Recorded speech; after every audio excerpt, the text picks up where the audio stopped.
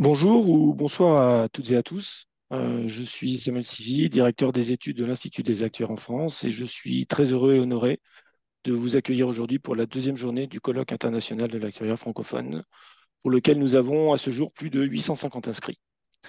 Avant de commencer, nos pensées vont à nos amis marocains et à toutes les victimes de ce terrible tremblement de terre. Les données sont au cœur de notre métier. L'actuaire doit évaluer les risques, tarifer les produits d'assurance, évaluer des produits financiers, évaluer des engagements, etc. Pour faire tout cela, il a besoin de données.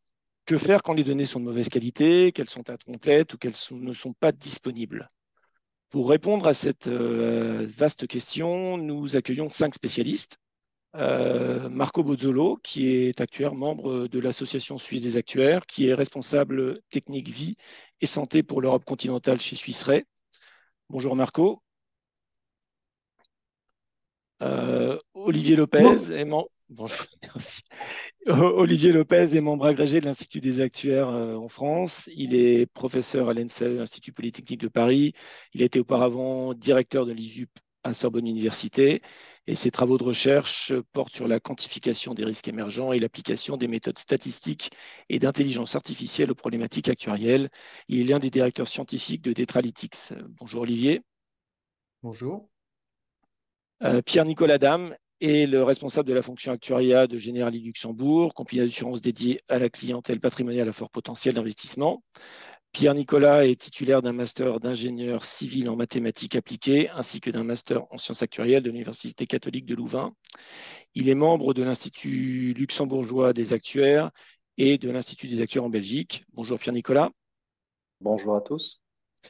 Najat Ksouri est secrétaire général de l'Association tunisienne des actuaires. Il est CEO de RM Partners, cabinet de conseil et de formation professionnelle en risk management et actuariat dans les secteurs de l'assurance, de la finance et de l'industrie. Bonjour Najed. Bonjour à tous. Et enfin, Abdou Cissé, il est vice-président de l'Institut national des acteurs du Sénégal. Il est diplômé en actuariat et finance de l'ENSAE Paris. Il est président-directeur général du groupe CIS Consulting sous le Viséo, parrain de l'Association des acteurs africains de Paris, pardon, président de l'Association des actuaires de la Fédération des sociétés d'assurance de droit national africaine. Bonjour Abdou. Bonjour, Samuel. Et pour les participants, donc vous pourrez poser vos questions à travers le chat tout au long de cette soirée. Nos conférenciers y répondront en fin de présentation. Les présentations seront mises en ligne dans quelques jours sur le site de l'Institut des actuaires et la vidéo sera publiée sur la chaîne YouTube de l'Institut dans les prochains jours. Et ben, Marco, c'est à toi. Merci beaucoup. C'est moi que je monte la présentation. Voilà. Vous la voyez? Très bien, oui. Oui, super. Très bien. Alors, la bonne nouvelle pour commencer, je n'ai que 2 slides. Que ça, je vais quand même parler pendant 10 minutes, 15 minutes, là, on verra. Et je voulais commencer avec une petite parenthèse. On parle de l'absence de données. Il faut faire un peu attention aussi quand on a des données, qu'est-ce que ça veut dire avec ces données? Qu'est-ce qu'ils nous donnent comme information?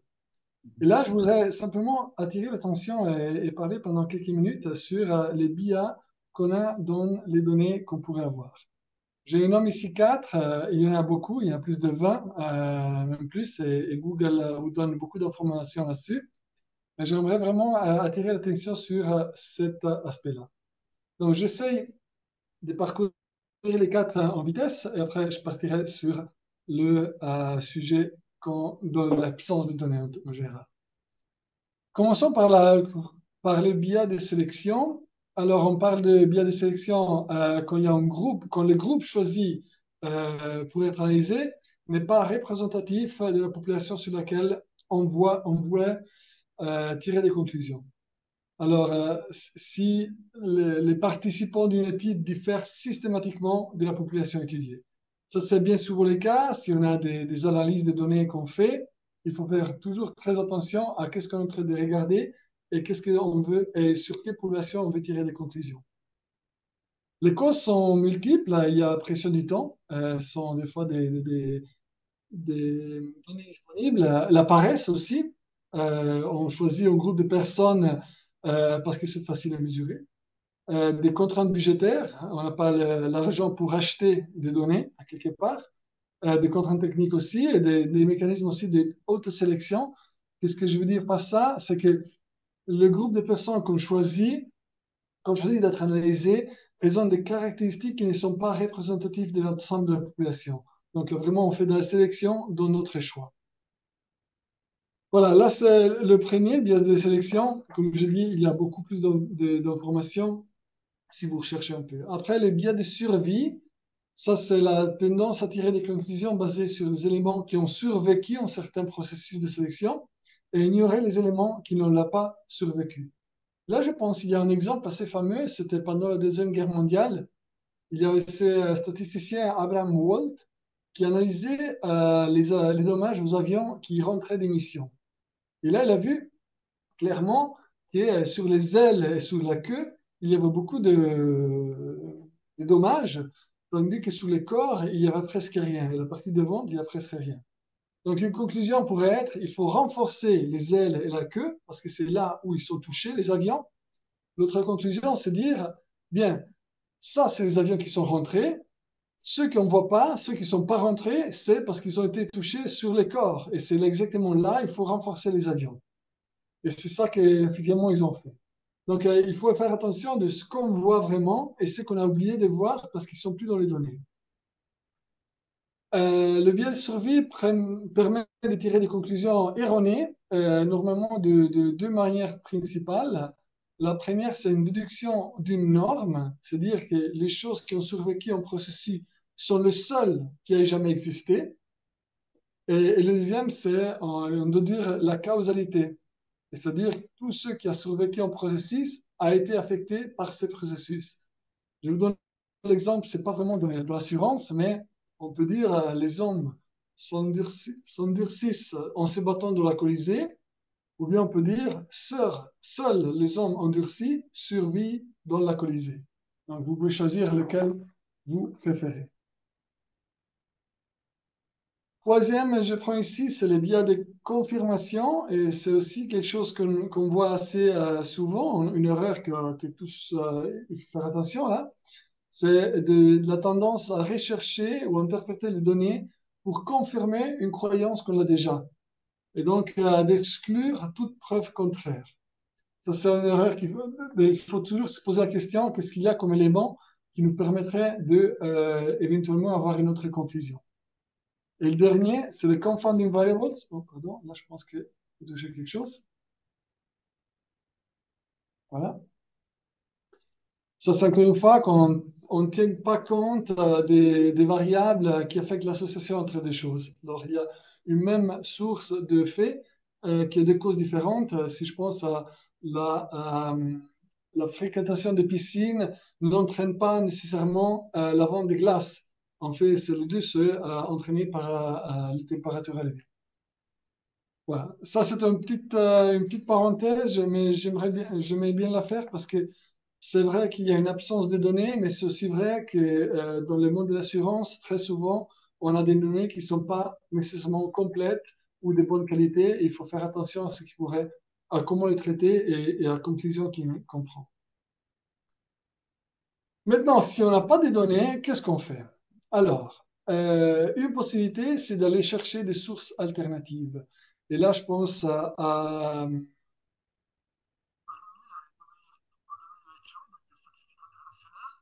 il y a aussi des statistiques locales et régionales, et il y a des registres nationaux de décès, d'incidence, de cancer, et tout ça. Donc ça, c'est vraiment la première réaction que moi, dans les On costumes t'entend chefs... très mal, Marco. Marco, on t'entend très mal là. Oh, pardon, C'est mieux là. Ouais, C'est mieux. C'est bon. parfait. Je disais qu'il y a beaucoup de registres nationaux, il faut aller les chercher, il faut les connaître, il faut faire attention de quel biais on a dans ces registres, mais ils sont sans doute une bonne source de data alternatives. Deuxièmement, on peut faire des parallélismes. Et ça, c'est des parallélismes géographiques. Je connais un produit pareil dans un autre pays.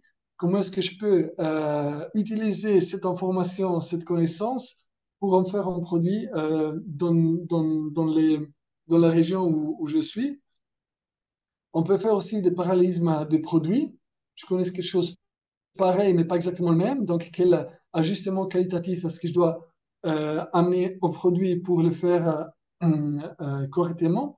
Et aussi, par exemple, des chaînes de distribution. Je vends quelque chose par agent. Comment est-ce qu'il va changer le produit si je vends maintenant online? Pour faire quelques exemples. Au niveau collaboration, je trouve que c'est un point très très important. L'actuaire ne doit jamais rester vis-à-vis de l'ordinateur en, en seule bataille avec les données. Et il faut aller chercher l'avis de nos collègues souscripteurs, fondamental pour comprendre qu'est-ce que sont les éléments de l'assumption du risque et de la grille médicale. C'est aussi important de parler à nos collègues de la gestion sinistre pour connaître comment est-ce que certaines clauses, comment certains bénéfices sont interprétés au moment de la gestion sinistre. Il y a des docteurs, des économistes et beaucoup d'autres dans l'entreprise qu'il faut consulter pour avoir une bonne vue de ce que c'est le risque qu'on est en train de prendre avec les nouveaux produits ou les nouvelles initiatives qu'on a. J'avais mentionné avant les ajustements qualitatifs. Là, c'est vraiment des définitions, les exclusions fondamentales. Est-ce qu'on a quelque chose pareil? Comment est-ce qu'il faut changer? Quelle charge, quelle marge il faut ajouter si on change quelque chose? Les délais de carence ou des produits en capacité à invalidité. Les liens entre les produits qu'on est en train de faire et la sécurité sociale, surtout si on parle de parallélisme géographique, c'est très important de connaître pas seulement le produit, mais aussi les contextes dans lesquels il est vendu. Et après, je dirais un peu plus en général, des propensions des conditions spécifiques de la population, euh, voire générales, mais aussi assurées, comme l'obésité, les taux de fumeurs, le diabète, les cancers. Ça nous permet aussi de voir un peu qu'est-ce que c'est le risque et de l'ajuster qualitativement. On passe au test de sensitivité. Pour moi, c'est une partie fondamentale de le travail de l'actuaire dans l'absence de données. Il faut vérifier tout d'abord la performance du portefeuille en changeant les différents paramètres du modèle. Et là, j'ai nommé quelques ajustements qualitatifs, mais aussi tous les autres paramètres. Ça permet de se focaliser en fait sur les aspects qui ont plus d'impact et donc de chercher plus d'infos sur ces paramètres-là. Donc, c'est à la fois, ça nous permet de voir comment est-ce que bouge notre résultat par rapport à certains paramètres, mais aussi de décider combien de temps on veut investir dans la recherche approfondie de certains paramètres. Je vous donne un exemple. Alors, normalement, dans l'expérience, je vois que le taux de mortalité des invalides a un effet secondaire sur la performance du produit dans capacité au travail. Donc, si on passe trop de temps là-dessus, probablement, c'est pas justifié par l'impact qu'on a dans le prix. Tandis si on est très pressé, on faudrait bien chercher d'autres paramètres qui sont plus parlants pour ce qu'on veut tirer comme conclusion. Les conséquences, si on a beaucoup de doutes sur les données qu'on utilise, sur les paramètres, sur le modèle qu'on a utilisé, il faut être conséquent avec les marges qu'on met, avoir marge directe, mais aussi le coût du capital et le capital qu'on va.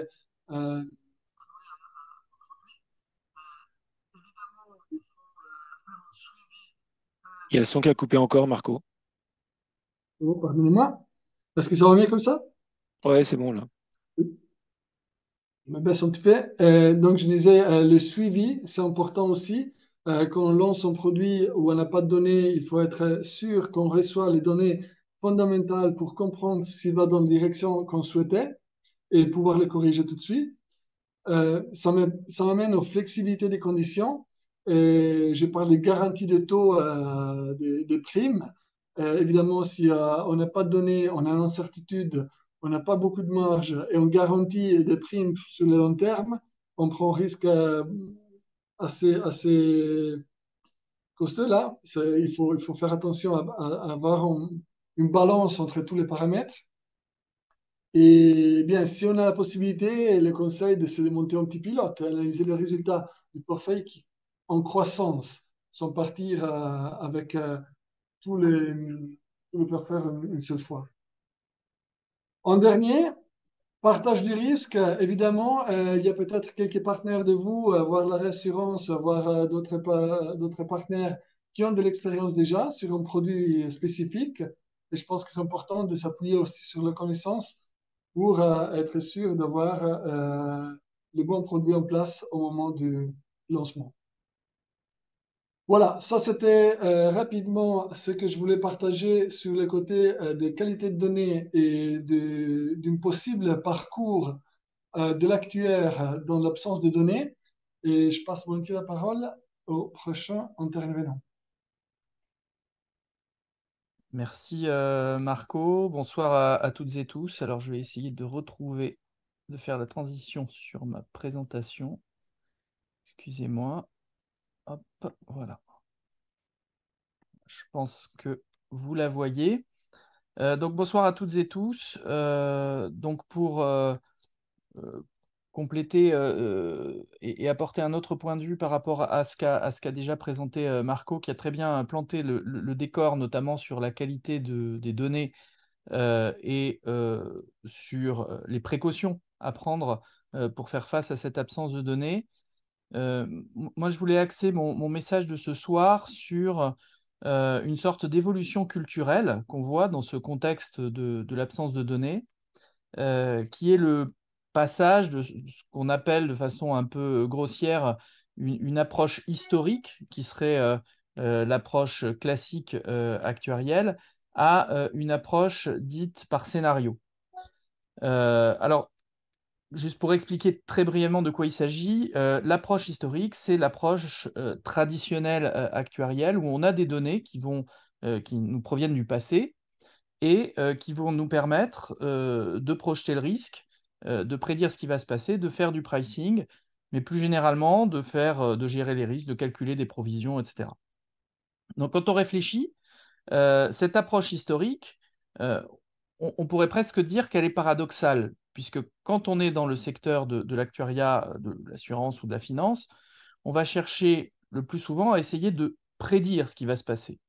Puisque si je prends une prime d'assurance, elle est censée être une prédiction du scénario moyen, du coût moyen que va représenter l'assuré qui va payer cette prime aujourd'hui. C'est simplement ce qu'on appelle en économie l'inversion du cycle de production. On paie aujourd'hui une prime, mais qui est une anticipation de pertes qui vont avoir lieu à l'avenir. Donc finalement, l'approche historique, elle est toujours en retard, puisqu'elle consiste à partir du passé pour essayer de projeter. Alors, c'est une vision un peu grossière de dire ça, parce que derrière l'approche historique, les modèles extrêmement évolués qui sont utilisés par les actuaires, enfin, plus ou moins évolués suivant le problème, peuvent tenir compte des évolutions, parce qu'ils ont acquis, via des données, justement, une compréhension physique du phénomène. Une approche historique, ce n'est pas simplement reprendre les chiffres de l'année dernière et les reporter sur l'année suivante.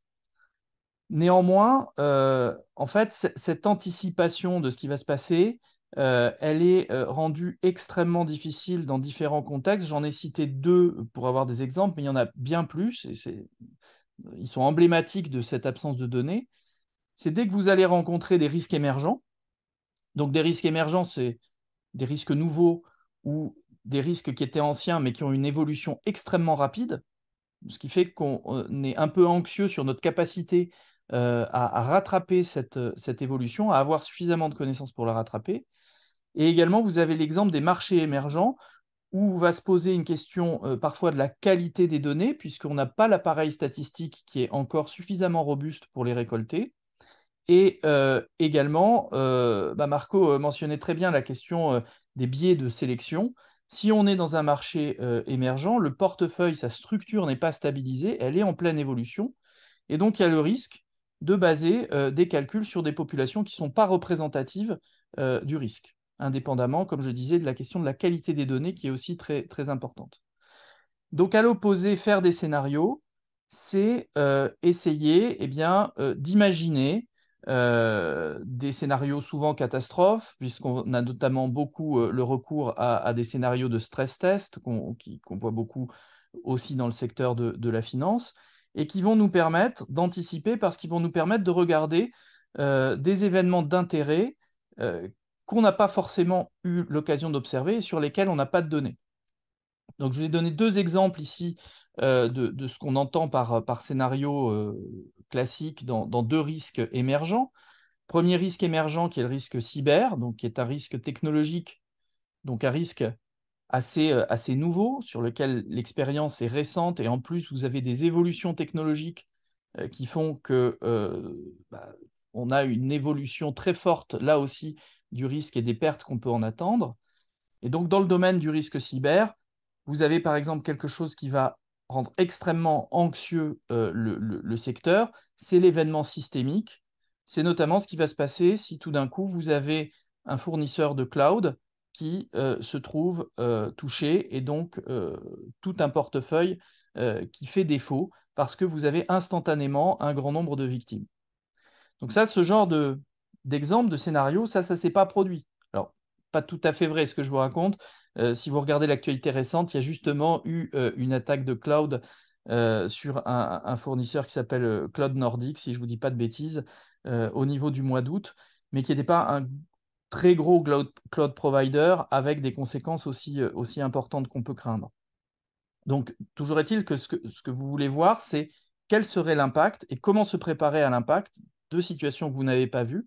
Alors, vous allez concevoir un certain nombre d'hypothèses pour essayer d'évaluer ce qui va se passer. Vous avez également des exemples nombreux dans le domaine du risque climatique. Ici, j'ai mentionné la sécheresse. Alors, la sécheresse, vous voyez, ce n'est pas quelque chose de nouveau dans l'histoire de l'humanité. En revanche, ce qui est assez nouveau, c'est l'évolution brutale liée au changement climatique. Et donc, il va y avoir un certain nombre de scénarios à répercuter et à les utiliser ensuite dans le champ actuariel. Alors, une fois que j'ai dit un peu ce que c'était qu'un scénario, l'enjeu pour les actuaires, c'est de justement traiter cette question de la conception du scénario de façon scientifique. Il faut savoir que la question de cette gestion de scénario de crise, elle n'est pas gérée que par des scientifiques. En l'occurrence, il semblerait que l'État américain fait appel à des vrais scénaristes d'Hollywood pour essayer d'imaginer des scénarios de crise, de résilience de l'ensemble de la société américaine.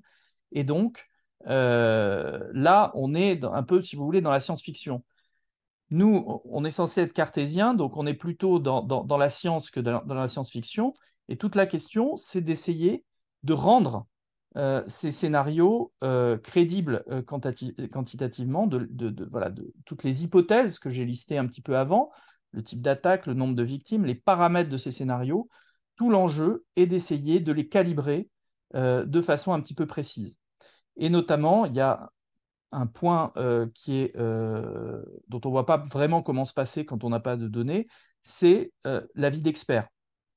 L'avis d'expert qui prend un poids très fort, puisque vous n'avez plus d'informations historiques, il faut bien aller chercher une information ailleurs. Le problème, c'est notamment la fiabilité de l'expert, parce qu'il n'est pas dit que l'expert ait finalement beaucoup plus d'informations que vous. Et donc, il y a tout un enjeu qui est aussi un enjeu de recherche, puisque c'est quelque chose, vous voyez, j'ai mentionné le mot-clé de méthodes bayésiennes qui sont très classiquement utilisées pour utiliser des avis d'experts. Il y a énormément de recherches dans le domaine pour essayer d'améliorer le recours à ces avis d'experts et surtout le recours critique à ces avis d'experts. Comment on arrive progressivement à se détacher de l'expertise ou à juger de la qualité de cet expert, c'est un enjeu.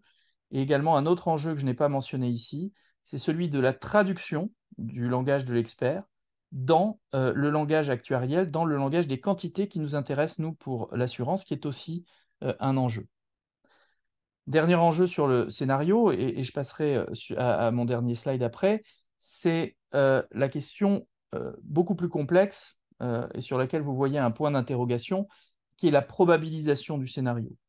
Souvent, le point faible, le gros point faible de ces approches scénario-based, c'est que vous pouvez être très imaginatif, très précis sur la question de la définition d'un scénario de crise, mais ensuite, la grosse difficulté est quelle est la probabilité qu'un tel scénario se produise. Et donc, surtout si vous inventez une foultitude de scénarios qui ne vont pas nécessiter nécessairement les mêmes réponses, eh bien, lesquelles sont plus probables que les autres? Et là, on rentre dans un champ qui est assez complexe parce que précisément, si on a fait un scénario, c'est qu'on n'avait pas de données historiques sur l'événement qu'on regardait. Et pour finir, donc, comment on va nourrir ces scénarios? Ben, on va parfois les nourrir avec des données, hein. Donc c'est un peu le serpent qui se mord la queue. Mais il est clair que euh, si on veut faire les choses scientifiquement, on peut certes construire des scénarios, mais ils vont s'améliorer uniquement si on acquiert du savoir, si on acquiert de la connaissance sur le phénomène. Et donc, certes, on fait aujourd'hui beaucoup plus de choses avec moins, c'est-à-dire qu'on est capable, à la fois par des techniques mathématiques et puis aussi par du bon sens, d'arriver à gérer des risques, y compris quand on a un faible nombre de données. Mais ça ne veut pas dire qu'il ne faut pas penser au moyen ou au long terme. Notamment quand on est dans des contextes de marché émergents ou de risques émergents, on se dit qu'on serait beaucoup plus performant pour les gérer si on avait précisément des informations. Donc en parallèle de cette approche pragmatique de définition des scénarios, il est vraiment crucial de construire progressivement l'appareil statistique dont on a besoin pour sortir de cette ornière et pour pouvoir améliorer la connaissance du risque. Et les deux doivent aider, parce que quand vous concevez votre scénario, en fait, vous êtes progressivement en train de lister les variables, les informations dont vous auriez besoin, que vous aimeriez connaître pour bien gérer le risque.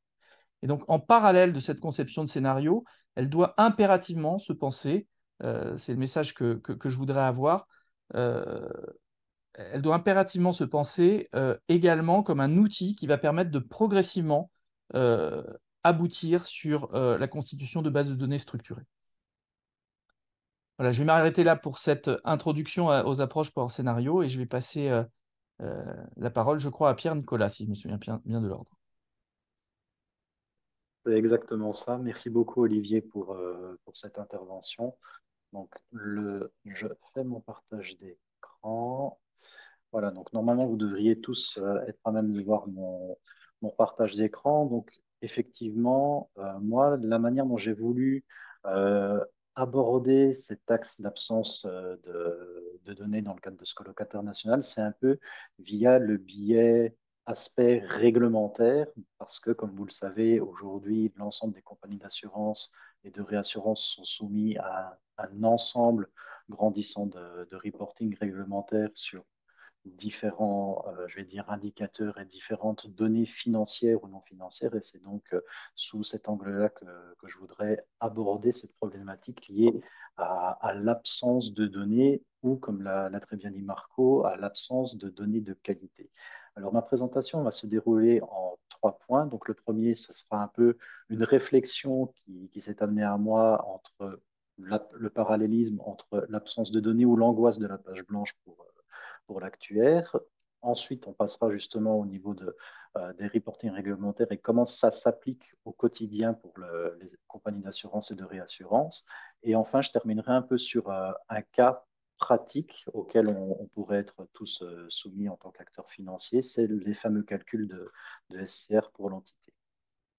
Donc, en guise d'introduction, donc, pour moi, l'absence de données au niveau de l'actuaire, c'est un peu comme l'angoisse de la page blanche pour un écrivain. Donc, c'est-à-dire, quelle est l'histoire que l'on va pouvoir raconter au niveau du conseil d'administration, au niveau du comité de direction, ou même, le cas échéant, de manière plus large au niveau du régulateur, s'il y a des données qui viennent à manquer sur la valorisation de l'entreprise ou pour les besoins de reporting réglementaire spécifiques.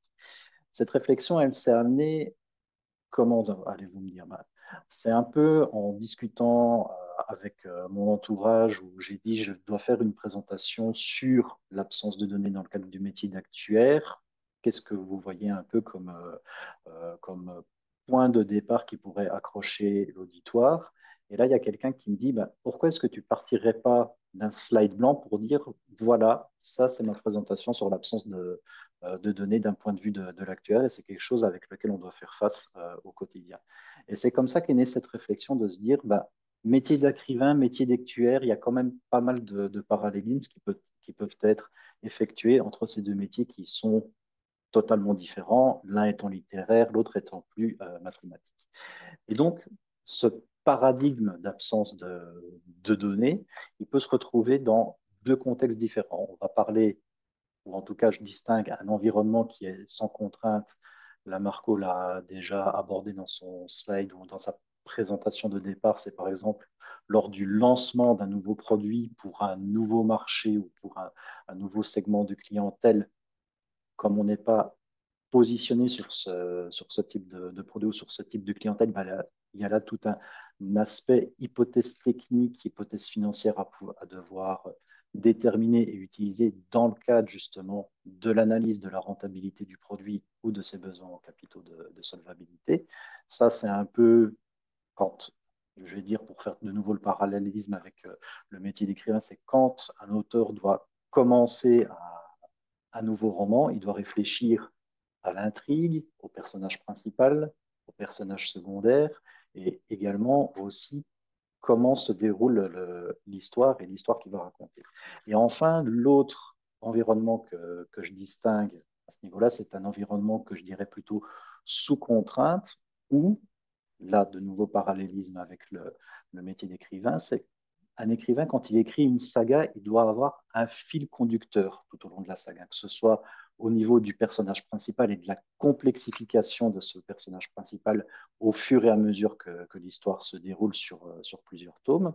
Un des exemples les plus connus de tous, je pense, c'est un peu la saga Harry Potter qui a commencé comme un premier roman, Harry Potter à l'école des sorciers, et qui s'est décliné sous 7 tomes jusqu'au paroxysme de l'histoire dans Harry Potter et les reliques de la mort. Bah, ici, pour l'actuaire, notre environnement sous contrainte ou notre saga actuarielle, si je peux l'appeler comme ça, c'est le reporting réglementaire et la complexification de ce dernier en fonction des différentes, je vais dire, révisions ou nouveaux règlements, nouvelles réglementations qui interviennent et qui s'appliquent sur les compagnies d'assurance et de réassurance.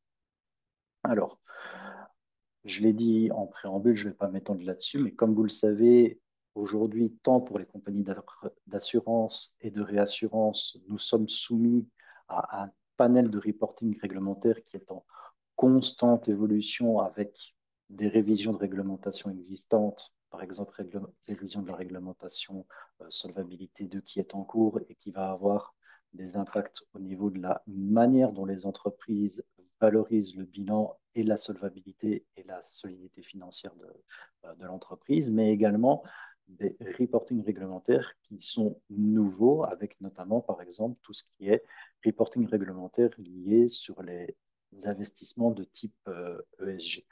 Et donc, effectivement, il y a deux principaux reporting que j'identifie à date pour les compagnies. C'est, comme je le disais, les fameux reporting quantitatifs ou QRT qui interviennent en tout cas pour un panel relativement réduit, dans la production des rapports à destination du grand public, donc le fameux RSSF produit sur base annuelle, et également les reportings qui sont envoyés de manière trimestrielle à nos autorités de contrôle respectives. Ça, première partie. Et deuxième partie, c'est tout ce qui est nouveau reporting lié aux investissements ESG, comme j'ai mentionné.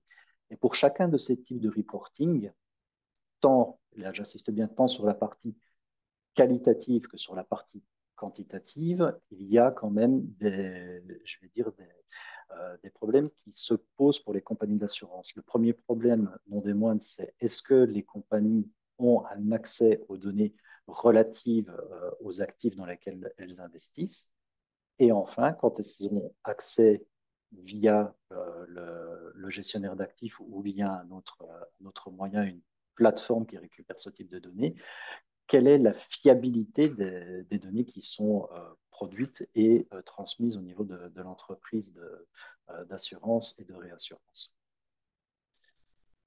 Et justement, cet accès aux données d'actifs, et plus particulièrement, comme l'a mentionné Marco, c'est la fiabilité, la qualité de données que l'on peut mettre ou qu'on peut estimer sur ces données, ben, ça peut être un enjeu stratégique pour les compagnies d'assurance et de réassurance. Parce que, en effet, le contexte réglementaire dans lequel nous sommes, il prône davantage de transparence pour le client, et de ce fait, ben, il va y avoir davantage d'indicateurs financiers, mais également de documentation précontractuelle à produire pour le client final, pour le grand public et également pour l'autorité de contrôle. Et la production de ces différents indicateurs, différents reporting requiert justement l'utilisation de données fiables et de données de qualité. Petit focus particulier sur la révision de la taxonomie des QRT qui intervient et qui entre en vigueur d'ici fin 2023, qui introduit justement un champ particulier ou un ensemble d'informations particuliers à remonter au niveau de notre régulateur sur justement tout ce qui est investissement ESG. Donc ça reste quand même pour moi un enjeu de taille et sur lequel il va falloir faire un travail de diligence au niveau de la récupération des données et de la qualité de données le cas échéant, et voir après comment on peut traiter les données qui seraient, le cas échéant, manquantes pour les besoins de reporting. Donc, on a un peu traité la partie qualitative, on va maintenant un peu passer sur la partie quantitative avec justement un exemple de cas pratique, j'ai envie de dire, dans lequel l'actuaire peut être soumis au manque de données ou à l'absence de données. J'ai pris le cas très concret de calcul de SCR au niveau d'une compagnie d'assurance. Donc, supposons qu'on a une compagnie d'assurance qui a 2 milliards d'encours sous gestion qui sont constitués à 100% de support en unité de compte. Donc, ça veut dire que les actifs de la compagnie sont détenus sur une multiplicité de fonds et gérés par un panel de gestionnaires d'actifs qui sont relativement différents et relativement nombreux. Au niveau du reporting quantitatif QRT, donc la compagnie doit être en mesure de fournir une transparisation de ces supports d'investissement qu'elle possède en portefeuille, et on va supposer pour les besoins de l'exercice qu'elle arrive à obtenir la transparisation, donc c'est-à-dire le détail de ces fonds pour 80% de son total d'actifs. Donc ça fait 1,6 milliard sur les 2 milliards. La compagnie doit également être en mesure de pouvoir effectuer des calculs de besoins en capitaux de solvabilité au global, mais également pour le module risque marché, qui n'est jamais qu'une des composantes de ce SCR. Et la compagnie dit, bah, pour avoir la vision la plus précise sur cet indicateur, je décide de me baser sur l'information que l'on a via la transparisation de nos fonds. Alors, vous voyez déjà tout de suite, on a la transparisation pour 80% de notre total d'actifs, mais comment est-ce que la compagnie va appréhender les 20% d'actifs qui ne sont pas transparisés? Alors, pour moi, il y a 3 approches possibles au niveau de ce calcul qui présentent chacun leurs avantages et leurs inconvénients. Je vais brièvement expliciter cela. Donc, la première méthode, c'est une approche, on va dire, conservatrice, dans la mesure où la compagnie va dire bah, les actifs pour lesquels je n'ai pas la transparisation, on va les considérer comme faisant partie ou comme étant des actifs de type action qui, au niveau de la directive Solvabilité 2, sont les plus pénalisants au niveau du choc marché. Donc ça, c'est la première possibilité. Donc l'avantage de cette méthode, c'est simplicité de mise en œuvre. L'inconvénient, c'est que c'est une approche peut-être un peu trop prudente au regard de la composition du portefeuille de l'entité. La deuxième approche, qui est, je dirais, une approche intermédiaire, ce serait de se dire, bah, la compagnie peut très bien dire, bah, j'ai 20% de fonds qui ne sont pas transparisés, je vais aller associer pour chacun de ces fonds une macro-catégorie et appliquer un choc correspondant à cette macro-catégorie. Donc ça va être par exemple, si j'ai des fonds de type obligataire, je vais les allouer à une catégorie d'actifs de type corporate bonds, donc qui ne seront pas traités de manière comme si c'était des investissements dans des govies, qui auront du coup des chocs marchés un peu plus importants que des govies, mais qui représentent quand même une approche un peu plus prudente au niveau des fonds obligataires. Donc, l'avantage de cette méthode, c'est que ça donne une finesse un peu plus précise au niveau des calculs et un calcul de SCR qui sera du coup un peu plus proche de la réalité. Néanmoins, un fonds obligataire, il peut très bien être constitué majoritairement de govies ou de corporate, mais il peut avoir d'autres éléments en sous-jacent, mais qui ne font pas en sorte que ce fonds change de catégorie d'actifs, on va dire ça comme ça. Donc, c'est déjà un premier niveau de finesse, mais il y aurait moyen d'aller plus loin, effectivement, si la transparisation était disponible. Et enfin, la dernière approche, c'est une approche dite proportionnelle, dans le sens où on se dit, bah, les 20% d'actifs pour lesquels je n'ai pas l'information, je vais considérer qu'ils sont ventilés ou répartis sur les différentes classes d'actifs de la même manière que les actifs pour lesquels on possède déjà la transparisation. Là, de nouveau, l'avantage, c'est d'avoir, je vais dire, une méthode rapide et simple à mettre en œuvre et qui donne du coup des résultats au niveau des calculs qui sont beaucoup plus fins que les deux premières. Néanmoins, le petit bémol à voir encore, c'est que considérer que ces 20% d'actifs ont la même ventilation que les 80% restants, ça peut introduire justement un biais de modélisation et un biais de calcul au niveau je vais dire, du besoin en capital de solvabilité. Donc, voilà, j'espère que j'ai réussi à vous accrocher ou en tout cas à vous partager mon enthousiasme sur le sujet de l'acteur face à l'absence de données dans un cadre reporting réglementaire. Et maintenant, je vais passer la parole au prochain intervenant qui est Najed. Merci beaucoup, Pierre-Nicolas, c'était très intéressant. Comme vous l'avez déjà dit, Samuel, donc j'interviens en tant que secrétaire général de l'ATA, donc l'Association tunisienne des actuaires. Et en fait, je voulais partager avec vous en fait, notre expérience, en tout cas sur les marchés, que moi j'ai appelé techniquement les pays actuellement émergents. Alors, je sais pas si vous voyez la présentation. C'est bon pour tout le monde? Samuel, tu me confirmes? C'est parfait. Parfait. Alors, ce que je vais appeler actuellement émergence n'est pas forcément justement lié à l'aspect économique, mais c'est beaucoup plus pour la fonction actuelle. Donc, moi, je me rappelle un petit peu l'expérience que j'ai eue en Tunisie. Je commençais ma carrière en 2007, donc à peu près il y a 15 ans. Et à l'époque, malheureusement, la fonction actuelle n'existait dans aucune compagnie d'assurance. Aujourd'hui, sur les 22 acteurs du marché, toutes les compagnies ont une fonction actuelle qui est relativement riche, qui s'est beaucoup améliorée avec le temps, on va dire, elles ne sont pas parfaites, mais en fait, en 15 ans, il y a eu beaucoup de chemin. Mais sur ce chemin-là, il y a eu justement beaucoup d'apprentissage, et c'est ce que j'essaie un petit peu de vous partager, et quelles sont un petit peu les fautes, ou on va dire les petites gaffes à ne pas faire.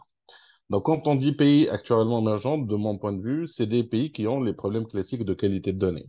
Donc, qui ont peut-être des petits soucis de réconciliation, de cohérence, de complétude, de traçabilité, etc. Donc, en fait, on ne déroge pas aux problèmes classiques de qualité de données. Il faut vérifier dans tous les critères classiques de qualité de données. Marco en a parlé, tous les acteurs en ont parlé. Par contre, ce qui est spécifique un petit peu dans les pays où nous opérons, par exemple en Afrique du Nord ou en Afrique de l'Ouest, et plusieurs pays, on va dire, où la fonction actuelle est un petit peu présente, on n'a pas encore joué son rôle, c'est que très souvent, c'est des pays où les portefeuilles de contrats sont très faibles. C'est des portefeuilles où il y a beaucoup de volatilité économique, où il y a beaucoup d'aléas. Il y a aussi une inefficience des marchés, donc les hypothèses classiques de modèles ou les hypothèses très standards, en fait, actuelles ne s'appliquent pas. Il y a surtout aussi une présence de ce qu'on appellerait les ruptures de gestion. Donc, il y a beaucoup de changements dans les process, il y a beaucoup de changements réglementaires, il y a énormément de gaps. Je prends le cas de la Tunisie. Sur la réglementation tunisienne, chaque année, nous avons 3 ou 4 textes éventuels qui impactent en fait l'activité d'assurance. Donc, on est en train de mettre en place une norme de solvabilité, les normes IFRS 17. Il y a eu beaucoup de changements sur les réglementations de la tarification, sur le provisionnement. Et chaque année, il y a des ruptures et des modifications donc qui crée une instabilité au niveau des chiffres. Et surtout, là où il y a un jeu, justement, où il y a quelque chose à dire, c'est la mauvaise compréhension de la fonction actuarielle. Donc là, très souvent, dans ces pays-là émergents actuariellement, les vis-à-vis des actuaires, en tant que nous, par exemple, comme cabinet de conseil, ce ne sont pas forcément des actuaires ou ce sont peut-être des personnes qui n'ont pas de compréhension actuarielle. Donc, une personne sur deux avec qui on interagit n'a pas de compréhension de notre demande de données et pourquoi on demande ce genre de données et quel est, on va dire, l'objectif derrière. Et là, il y a vraiment tout un problème d'accès aux données. Très souvent, il y a peut-être de la rétention de données. Donc, il y a des gens qui ne comprennent pas ce rôle d'actueur qui est relativement nouveau, qui est relativement peu connu, qu'on assimile très souvent. Moi, j'ai mis l'image d'un magicien. Donc, très souvent, ils croient que c'est des ingénieurs des données ou c'est des magiciens qui sortent des résultats par des choses, par des modèles assez compliqués, mathématiques, et que tout le monde n'arrive pas à voir. Donc, il y a une mauvaise compréhension et ça crée justement une sorte de ce que j'appelle la loi ou l'omerta, en fait, l'absence de collaboration, la rétention d'informations. Et c'est ce qu'il faut éviter à tout prix. Donc, une bonne communication, en fait, pour collecter des données, comme l'a dit Marco, par exemple, avec les gestionnaires, avec les personnes qui ne sont pas forcément des actuaires, pour avoir la bonne donnée qu'il faut, ça, c'est extrêmement important. Et malheureusement, tous ces pays-là, donc, présente tout d'abord une absence de données pertinentes parce que très souvent, on vous donne des données peut-être dont vous n'avez pas besoin, on a mal compris votre besoin et surtout les résultats sont très volatiles. Et comme je l'ai dit, la volatilité économique ne fait que complexifier. J'ai mis un titre d'exemple, par exemple là, nous opérons auprès de deux acteurs turcs. Là, c'est l'exemple, par exemple, de l'inflation turque sur les derniers mois entre 2016 et 2023. Donc, les modèles classiques et les modèles de base de tarification, par exemple, là, en termes de tarification automobile sont très peu pertinents depuis 2 3 ans. Donc l'inflation, quand elle atteint 80%, là, malheureusement, si on ne se calibre pas bien, si on ne se remet pas à jour en fait en termes d'information, les tarifs peuvent complètement partir en vrille. Nous avons des clients, par exemple, au Zimbabwe, où il y a un phénomène de surinflation. L'inflation peut atteindre les 1000% par an. Donc là, dans ces contextes-là, l'information est cruciale et la volatilité crée des horizons très faibles en termes d'opinion actuelle. Et justement, ce contexte-là crée des limites en fait sur nos opinions parce que d'abord, nous avons une très mauvaise calibration des modèles, donc peu de modèles calibrent à ces contextes-là. On peut très difficilement apprécier le risque et tout ça, au final, malheureusement, si on n'arrive pas à résoudre le problème, ça va se transmettre en fait en surprime ou bien en surprovisionnement. Et au final, c'est le client qui va payer en fait ce risque-là. Donc, il y a vraiment un enjeu, il y a une expertise à développer.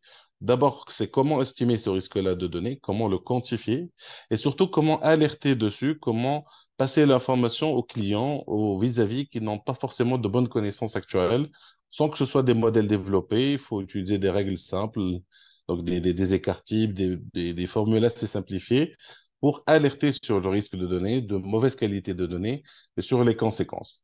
Et comment surtout aussi donner une opinion actuarielle. Très souvent, on est très mal à l'aise à donner un seul chiffre de réserve ou donner un seul tarif. Très souvent, on est dans des intervalles, en fait, beaucoup plus qu'un seul chiffre. On peut donner des intervalles assez larges pour ce risque-là, mais donner un ou deux chiffres, malheureusement, ça n'a plus tellement de sens dans ce risque-là très volatile et très peu pertinent en termes de qualité.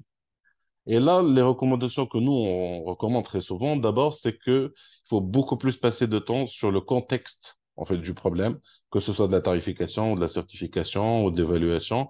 Là, la compréhension du contexte interne, externe, de tous les volets du problème, c'est beaucoup plus important que le modèle. Une bonne règle de 3 avec un bon établissement de contexte, ça vaut mieux que n'importe quelle équation stochastique qui ne soit pas malheureusement calibrée à un bon contexte. Ensuite, il ne faut pas hésiter à utiliser plusieurs modèles. Donc, comme l'a dit Marco, éventuellement recourir à des benchmarks ou des variables exogènes. Donc, les acteurs qui disposent de benchmarks similaires, qui disposent, on va dire, de données sectorielles, etc., qui utilisent ce genre de modèle, très souvent, ça a une bonne efficience. Ça permet de rassurer sur les chiffres, d'avoir donc deux, trois scénarios plausibles. La cohérence temporelle est aussi importante. Donc, les phénomènes qui ne sont pas stables temporellement, là, c'est très souvent un enjeu. Il faut faire attention beaucoup plus sur ces risque-là. Il faut réellement chercher sur l'espace et le temps, donc la cohérence. Il y a aussi un rôle très important. Il faut que les associations actuarielles donc, jouent un rôle sur la normalisation de l'importance de la qualité de données. Moi, je pense qu'au niveau des normes de pratique actuelle, par exemple en France ou au niveau international, il faudrait une norme spécifique sur la qualité de données. Il y a des normes sur les modèles actuariels, sur la pratique actuelle, mais la qualité de données est aussi importante. Comment avoir une bonne donnée accessible, claire, etc. Il faudrait penser à des normes et il y a des normes, par exemple l'ISO 8000, la MPA3, traitent de ce genre de problème et les associations ont un rôle de communication. Il y a aussi le régulateur qui doit jouer le rôle via le contrôle et la réglementation. Je prends l'exemple de la CPR qui fait beaucoup de contrôles ces dernières années sur la qualité de données et qui font des missions spécifiques de revue et d'audit en fait sur la qualité de données. Ça devrait être généralisé dans toutes les institutions assez critiques, on va dire financièrement. Ça devrait être un métier et des missions même spécifiques, en fait, qui sont faites en interne et éventuellement en externe. Donc, pour vérifier la qualité de données, ça doit remonter aux organes de gouvernance. La qualité de données n'a pas encore, dans ces pays-là, justement, dont je traite, où nous intervenons, n'a pas encore la place qu'il lui faut. Ensuite, bon, bien sûr, tout ça, c'est très beau, c'est très joli. Il n'y a pas de méthode miracle. Chaque contexte a, on va dire, sa solution. Il n'y a pas une solution universelle pour la qualité de données et pour les modèles. Mais en général, notre recommandation, très souvent, c'est de simplifier. Les modèles les plus simples calibrent en général le mieux. Et surtout, bien comprendre pourquoi les données ont eu cet historique-là pour mieux anticiper un petit peu le futur. Perdre 80% du temps, en fait, sur la compréhension des données n'est pas un luxe. C'est vraiment une obligation, surtout dans des contextes volatiles. Voilà, donc c'est ce que j'avais plus ou moins à dire. Je cède la parole à Abdou. Merci, Najeb. Merci beaucoup, hein. Merci à tous mes co-panélistes pour ces présentations de très haute qualité. Je vais essayer avec vous peut-être de, de passer à un exemple que je voudrais un peu plus concret par rapport à moi-même, à savoir que je souhaitais présenter, par exemple, des résultats des travaux que nous avons effectués l'année dernière suite à une demande de la Fédération des assureurs de droit national africain, qu'on appelle la FANAF, que je voudrais vraiment remercier à travers son président, à travers le bureau, pour nous avoir donné l'occasion de faire cette étude. Euh, et de cette étude, nous tirons une forme d'expérience en tarification macroéconomique de produits d'assurance qu'on voudrait mettre en Afrique. Alors, l'étude avait pour but de mettre en place de nouvelles assurances obligatoires en Afrique subsaharienne, francophone, et de faire l'étude d'impact socio-économique. L'idée, c'est de partir de l'étude d'impact socio-économique pour pouvoir convaincre les États, convaincre l'autorité de contrôle, comme quoi il est nécessaire que ces produits d'assurance soient adoptés de façon obligatoire. Et donc, l'étude a été faite par le cabinet Cisco Consulting en association avec le cabinet Solviseo, avec mon frère Claude Barros, que je remercie à travers cette présentation.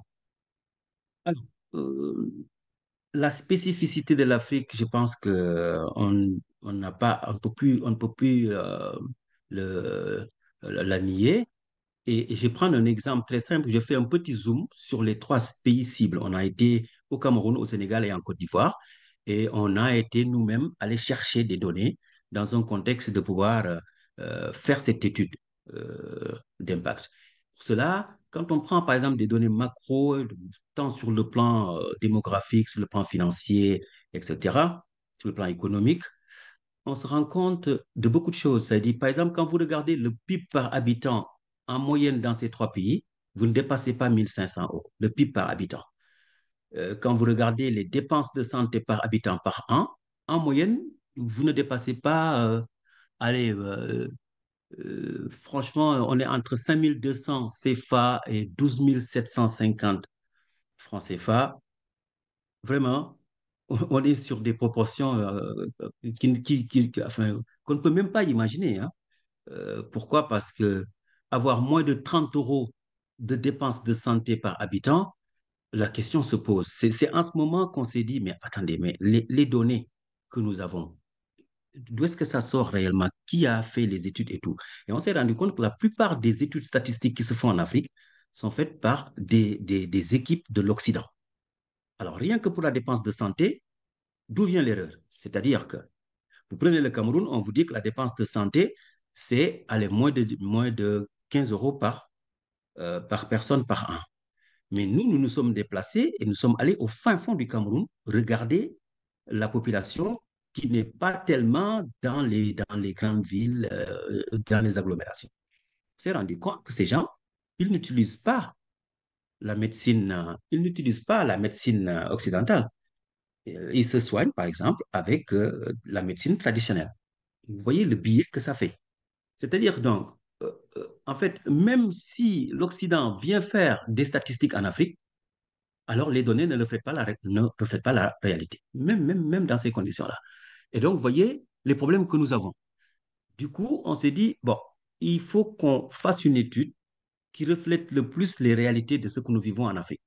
Ce qui nous a amené dans un contexte macroéconomique qu'on va essayer de détailler facilement. En fait, en dehors du champ des assurances, de tels impacts sont mieux conçus, perçus dans l'activité économique d'un pays, ça c'est sûr, et à travers les recettes et les dépenses. Or, quand on prend par exemple le produit intérieur brut qui se construit à partir de certaines recettes et de certaines dépenses, le produit intérieur brut est le meilleur agrégat macroéconomique en représentation des activités économiques d'un pays.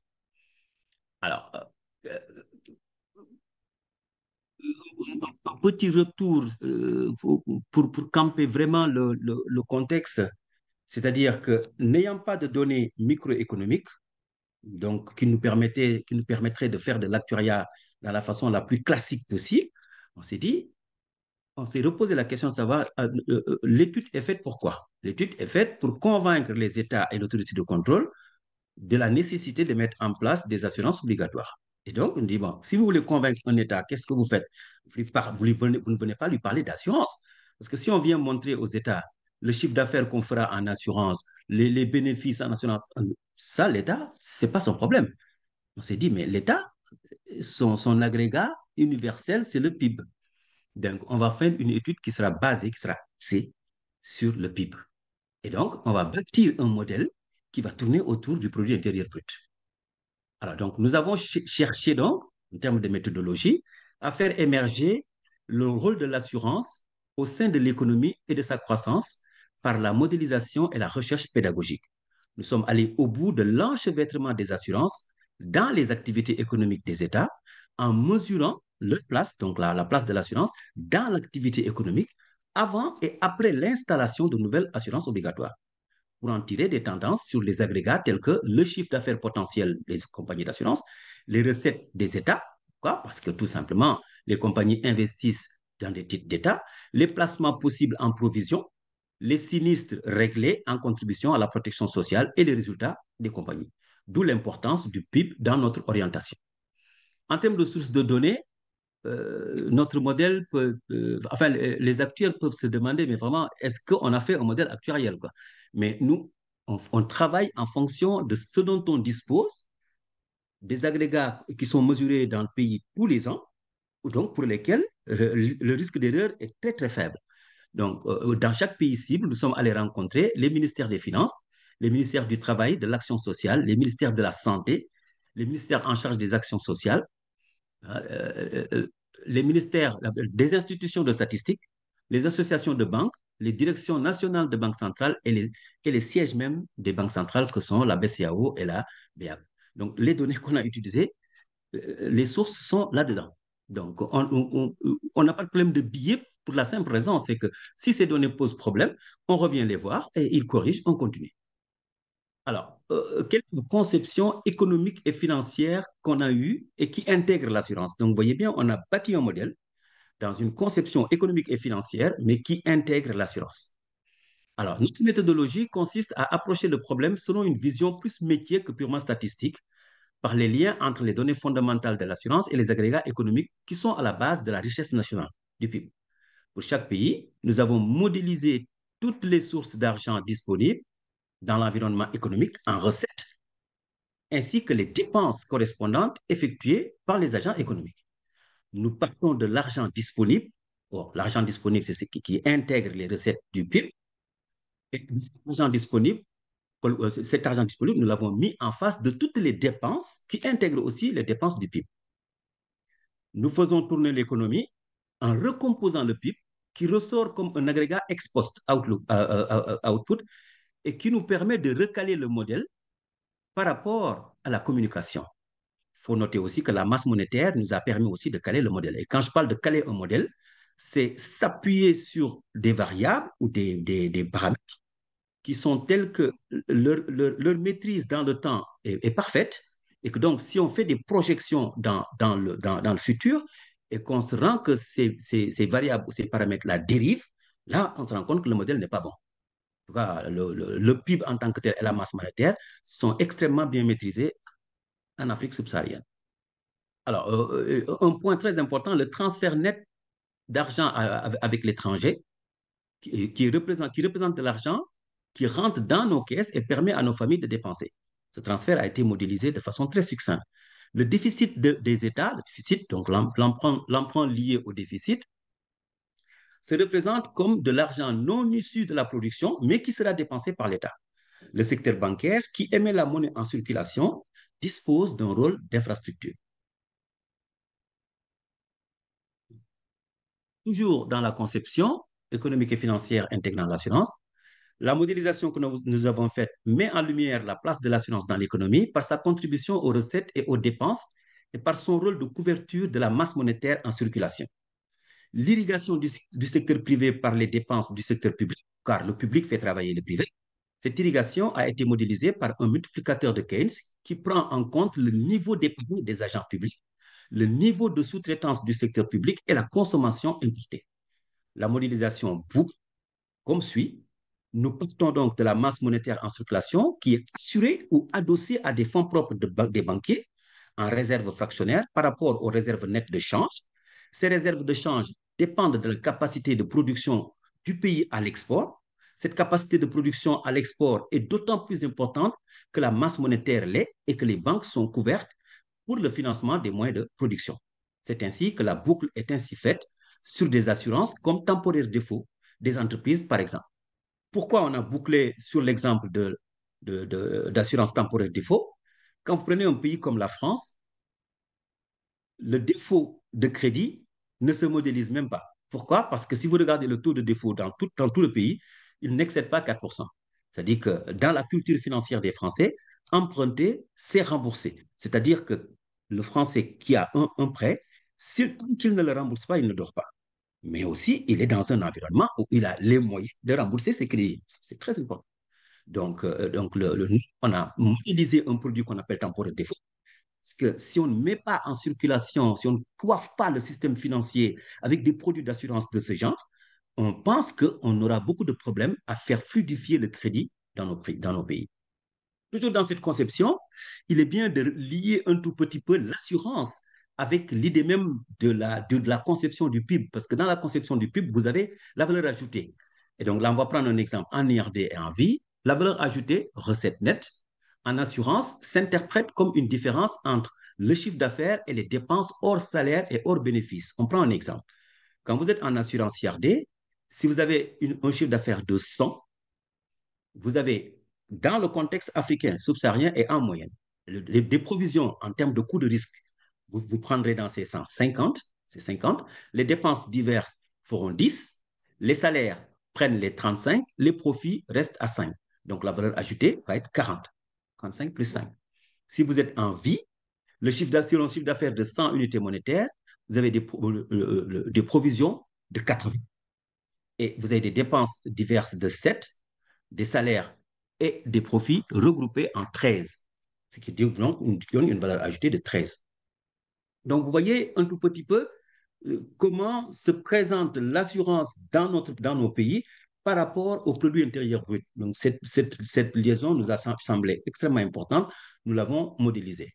Et donc, après avoir fait tout ça, comment nous nous sommes débrouillés? C'est-à-dire que la modélisation a été faite telle que on définit le chiffre d'affaires en appliquant un taux prime à une assiette macroéconomique et on en déduit le tarif tenant compte du caractère obligatoire des produits d'assurance proposés. Qu'est-ce que je veux dire par là?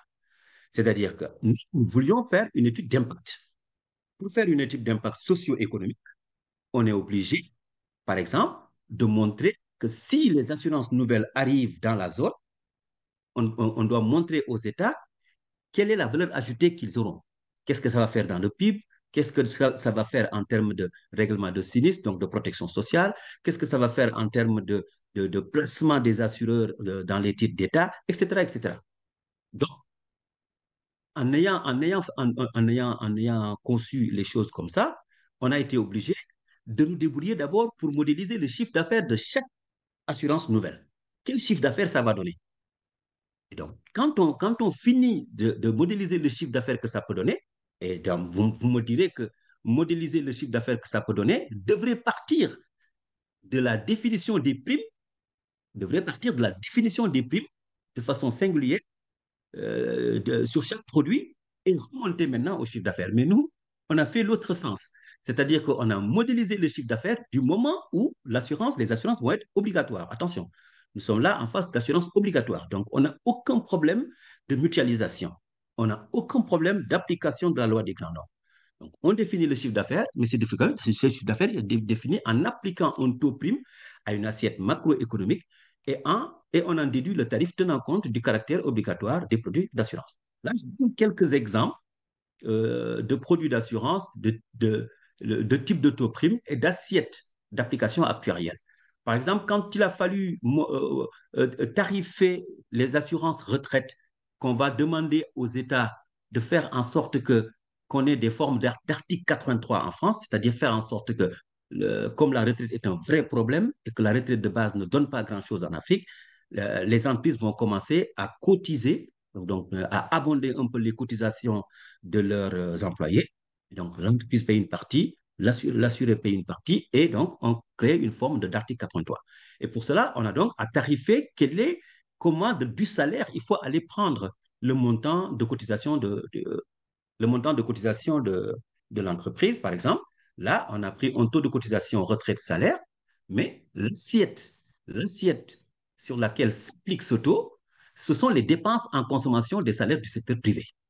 Donc, vous voyez le sens vraiment de, de, de la tarification macroéconomique. Quand on, par exemple, quand on prend par exemple l'assurance temporaire d'essai adossée aux comptes sociaux, parce qu'on crée une assurance temporaire d'essai associée à chaque compte social. Donc, le taux prime d'essai et le capital d'essai est appliqué à la population active et retraitée. Vous voyez, donc ce sont des types de, des types d'assiettes qui sont d'une importance capitale, mais qui sont bien représentés au niveau de l'ensemble des données que nous avons au niveau de l'Afrique. On peut prendre par exemple l'assurance caution immobilière au particulier. D'accord? Pourquoi assurance caution immobilière au particulier? Parce que tout simplement, on veut sortir de l'hypothèque et aider les Africains à pouvoir avoir des crédits logements en s'appuyant sur une assurance crédit logement. Dans ce cadre-là, par exemple, l'assiette a été définie comme étant la dette des ménages. Pour dire à quel point ce type de modélisation qu'on a fait euh, est, est vraiment, je l'appelle vraiment une modélisation macroéconomique. Et je pense que nous avons commencé à vraiment faire de l'actuariat en tenant compte des spécificités de l'Afrique. Je vais vous expliquer pourquoi. Là, on avait ciblé ces trois pays, mais le même modèle, je l'ai déplacé, je l'ai amené à Madagascar sur un projet sur lequel j'ai travaillé, mais le modèle a tellement bien réagi que j'ai pris la décision d'aller installer ce modèle-là dans tous les pays. Et là, sur ce plan, avec la FANAF, nous avons été extrêmement d'accord sur ça. J'aurais pu peut-être aller très loin sur la présentation et surtout là, avant de finir, vous donner quand même quelques caractéristiques du modèle Excel parce qu'on a fait un modèle Excel très simple. Hein. On n'a pas. L'idée, c'est quoi? C'est de lancer un modèle de projection avec les assurances nouvelles et de lancer le même modèle sans les assurances nouvelles. C'est-à-dire qu'aujourd'hui, il y a des assurances qui existent Il n'y en a pas beaucoup qui sont obligatoires, qui existent et qui tournent. Bon, quand ça tourne, on voit bien quel est l'apport de l'assurance dans l'économie. Maintenant, on prend ce même modèle, on y inscrit les assurances nouvelles en faisant les projections et on regarde qu'est-ce que ça fait dans le PIB, qu'est-ce que ça fait dans l'activité économique. Et maintenant, on fait le différentiel entre ces deux. Du coup, mathématiquement, on a été appelé à faire deux choses. La première, c'est que si on crée un produit nouveau, on peut mettre dans le modèle que le produit nouveau, le modéliser et donner les résultats que ça va sortir. Mais l'autre solution consiste à mettre, par exemple, tous les produits, faire le modèle avec tous les produits existants et refaire le modèle sans le produit qu'on veut étudier. Refaire le modèle sans le produit qu'on veut étudier. Et quand on fait le différentiel entre les deux, c'est comme si on était dans une équation aux dérivées partielles. Et ça a donné des résultats. En tout cas, nous, en tant qu'actuaires, nous sommes extrêmement satisfaits des résultats qu'on a vus. Et bien savoir que ce qui nous enchante dans tout ça, c'est que quand les assurances sont obligatoires, il n'y a pas de problème de problème de mutualisation, ni un problème d'application de la loi des grands noms. Donc voilà ce que je voulais partager avec vous et vraiment inciter les jeunes acteurs africains qui nous écoutent, qui travaillent en Afrique, qui comprennent que le modèle en tant que tel, le modèle Excel en tant que tel, hein, où la partie stochastique est une partie très simpliste. Hein. Pourquoi? Parce que les scénarios qu'on lance ne dépassent pas 3000 scénarios. On n'a pas plus de 3000 scénarios et, les scénarios sont construits à partir de la loi des grands nombres et à partir de la loi normale sous Excel. Hein. On a fait des choses extrêmement simples. Et la FANAF va présenter, va organiser un séminaire où tous les jeunes acteurs qui travaillent en Afrique seront invités à venir partager le modèle et le modèle leur sera distribué comme outil de travail parce que le modèle est capable aujourd'hui d'aller étudier les impacts de n'importe quelle activité dans l'économie d'un pays africain. Ça, c'est déjà quelque chose. Et c'est une forme aussi de capacité de faire ce qu'on appelle l'étude de rentabilité. Voilà, je vous remercie. Merci à tous les cinq. On va passer aux questions. Abdou, tu peux arrêter ton partage, j'ai l'impression qu'il est toujours là.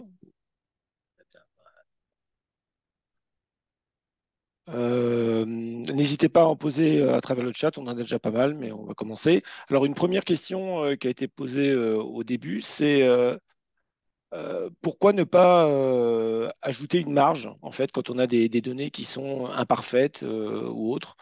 Je ne sais pas, Marco, si tu veux répondre.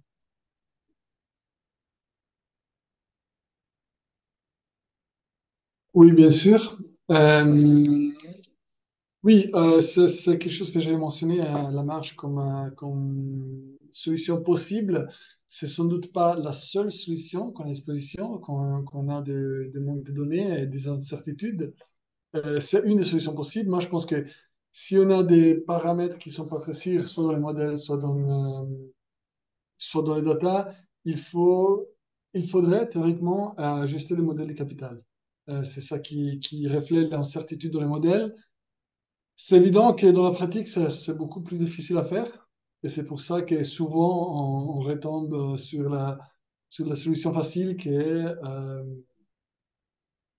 donner une petite marge supplémentaire au produit quand on définit le best estimate. Très bien, merci. On a plusieurs questions sur... Si tu permets, Samuel, Ouais, vas-y, une petite pardon. intervention Vas-y. un petit peu là-dessus. Moi, je pense que c'est la solution ultime parce que c'est, quand on va dire, c'est contourner le problème.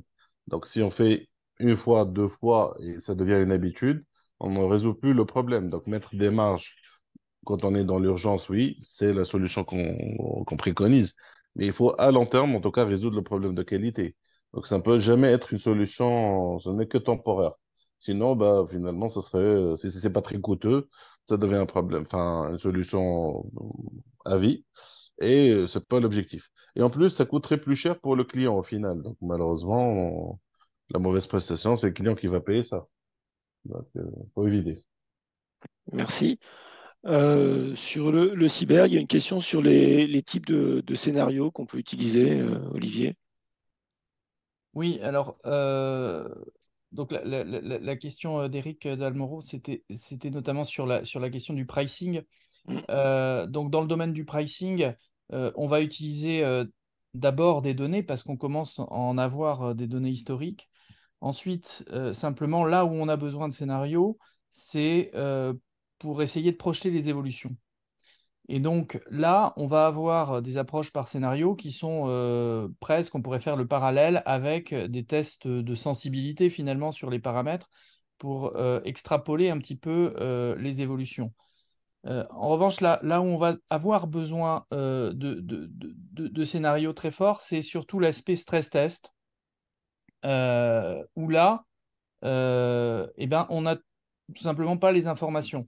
Il y a une autre question dans le chat sur les cyberincidents et notamment sur la possibilité d'aller chercher de l'information dans les SOC régionaux qui ont de l'information sur les incidents cyber. Euh, donc, bien sûr, il y a toujours la possibilité d'accroître la quantité d'informations sous réserve que le partage se fasse. Or, les, euh, les différents acteurs n'ont pas forcément envie, pour différentes raisons, de transmettre leurs informations. Mais même si on a des données, on voit bien qu'on n'a pas eu d'événements de type cyber-ouragan. On n'a pas eu de grandes catastrophes cyber jusqu'à présent. Or, quand on va être dans l'approche du stress test, on est précisément à anticiper quelque chose qui ne s'est pas passé. C'est ça la difficulté. Et donc là, il va y avoir des scénarios très précis qu'il va falloir définir. Je n'ai pas le temps d'échanger sur tous les paramètres, mais on utilise partiellement des données passées et aussi des avis d'experts pour les concevoir. Merci. Il y a une question aussi pour Abdou. Tu as parlé des médecines traditionnelles, en fait. Et comment tu modélises ça et comment tu l'intègres à ton système de remboursement? Il y a des pays en Europe où la médecine traditionnelle n'est pas dans l'assurance de base, mais où elle est dans les complémentaires, avec des limites, etc. Comment vous prévoyez ça? Excuse-moi, Samuel, j'ai pas très bien entendu ta question. Ouais, c'est une question sur l'intégration des médecines traditionnelles, en fait, dans ton modèle. Comment elles sont D'accord. couvertes, etc. Alors, en fait, les médecines traditionnelles, c'était un constat. Nous avions constaté qu'il y avait une grosse erreur entre les données qui étaient affichées, qui sont utilisées par le FMI, la Banque mondiale, l'AFD, tout l'ensemble des organismes, et la réalité de ce que nous avons vécu. Donc, en fait, cette médecine traditionnelle, en tant que telle, telle qu'elle est conçue, elle n'est pas intégrée dans le modèle. Parce que le modèle est fait D'accord. pour maintenant créer de nouvelles assurances et faire en sorte que même ceux qui sont dans la médecine traditionnelle puissent être pris en compte dans la médecine moderne. Mais en fait, les données concernant la médecine traditionnelle ne sont pas dans le modèle. Ça, c'était un constat. Alors, sinon, j'ai peut-être aussi vu quelques questions qui parlaient de prise en compte du pouvoir d'achat, mais en Oui. fait, c'est le modèle est fait pour que chaque prime payée tienne compte du pouvoir d'achat des Africains. Ça a été très clair. Ça, le modèle a été conçu pour que les gens ne payent qu'en fonction de leur pouvoir d'achat. Et j'insiste beaucoup, c'est pour ça que j'ai bien expliqué que les assurances étant obligatoires, il n'y aura ni sélection, il n'y aura ni segmentation, il n'y aura absolument rien. On fait des tarifs pour tout le monde. Maintenant, il y aura des produits un peu spécifiques pour lesquels les tarifs vont un peu différer. Ça ne pose pas de problème. Mais en tout cas, nous ne nous faisons pas d'illusions par rapport à ça. Najed, il y a une question aussi sur la possibilité de faire des extrapolations, interpolations sur des données qui bougeraient énormément entre deux dates. Tu as parlé de l'inflation tout à l'heure dans ton modèle sur la Turquie, si je ne me trompe pas. Est-ce que tu veux parler un peu plus de ça? Alors là, tout le modèle est bon à prendre, hein, surtout quand on n'a pas on va dire, de modèle qui calibre usuel. Très souvent, c'est du bootstrapping qu'on utilise pour la projection. Mais il y a aussi des approches par scénario, hein, parce que malheureusement, le bootstrapping ne fait que répéter un petit peu l'historique. Mais il faut tester les extrêmes et la plupart des scénarios historiques croisés entre eux. Donc là, l'exemple typique justement de la Turquie, il fallait malheureusement limiter l'horizon de l'opinion actuelle. C'est-à-dire que les tarifs étaient annuels, donc on est passé à des tarifs trimestriels et quasiment mensuels. Chaque mois, le tarif changeait, chaque mois, il s'adaptait au marché. Il y a aussi une problématique d'horizon. Ce n'est pas quand on passe en mode volatile, c'est plutôt l'horizon on va dire, d'extrapolation qui change. C'est pas tellement la méthode, mais la méthode très souvent c'est du bootstrapping, ça c'est classique, avec une bonne analyse des extrêmes, pas forcément des modèles factoriels, hein. Donc c'est en général à éviter, c'est ce genre de modèle calibre très mal. Merci. Il y a une question sur l'approche par scénario versus l'approche historique. Et est-ce qu'elle permet vraiment, quand il y a des vérifications sur la veille macroéconomique, de réduire les risques émergents liés aux nouveaux produits, nouvelles cibles? La question est ouverte, donc celui qui veut la prendre, Olivier, Peut-être voilà. commencer. Voilà. Alors d'abord, ça dépend beaucoup des situations. En revanche, ce qu'il y a de sûr, c'est que sur les approches par scénario, les scénarios qu'on va faire, ils vont toujours taper à côté quasiment. C'est quasi obligatoire parce qu'il faudrait vraiment être très précis pour essayer de... Enfin, voilà, faudrait avoir beaucoup de chance pour détecter effectivement ce qui va se passer. Ce qu'on attend en revanche, c'est qu'ils donnent des ordres de grandeur et qui nous permettent d'anticiper un certain nombre de choses. L'avantage aussi des scénarios, c'est qu'ils vont pouvoir mettre en évidence un certain nombre de variables, un certain nombre de fragilités qui vont servir à faire de la prévention aussi. Et c'est en ça que potentiellement, ils vont réduire un certain nombre de risques émergents en analysant un certain nombre de scénarios et les conséquences. Eh bien, on peut aussi cibler la prévention, cibler aussi des populations qu'on souhaite inclure dans le portefeuille plutôt que d'autres parce qu'elles seraient plus rentables. Euh, donc, c'est un des aspects une des attentes qu'on a derrière ces approches. Est-ce que quelqu'un d'autre veut réagir? Non. On a une autre question sur le modèle d'Abdou, savoir s'il serait applicable à un État occidental désireux de développer un système de couverture universel. C'est très applicable, hein. Et je serais très heureux même de faire le test pour un pays occidental. Hein, c'est intéressant, ça. Je serai le premier à vraiment chercher des données, parce que bon, avoir des données de l'Occident, c'est très facile, hein. En 4 jours, j'ai toutes les données. Donc, je serais très heureux de faire le test et c'est applicable. Je peux vous garantir que c'est applicable. Ça, j'en suis persuadé. Je pense que j'ai vu tellement de questions que je demanderai à l'Institut des actuels peut-être d'organiser après un autre webinaire pour que vraiment je vais un peu plus loin dans le modèle. Par contre, les résultats, je ne peux pas les présenter ici parce que c'est confidentiel, ça appartient à la FANAF. Et la FANAF a besoin de ces résultats pour présenter ça aux États et à la CIMA. Donc, je ne peux en parler que quand la FANAF aura fini de faire ses présentations. En revanche, ta présentation sera, et toutes les présentations seront disponibles sur le Voilà. site de l'Institut, donc vous pourrez vous y référer Voilà. plus tard, ainsi que la vidéo. Qu'est-ce que je voulais ajouter? On arrive en fait à la fin de notre webinaire. Je voulais remercier tous vous cinq, Marco, Olivier, Pierre-Nicolas, Najed et Abdou pour cette belle soirée qui était particulièrement intéressante. J'espère que vous, de l'autre côté de l'écran, avez pris autant de plaisir à écouter cette soirée que j'ai eu, à suivre cette soirée que j'ai eu à l'animer.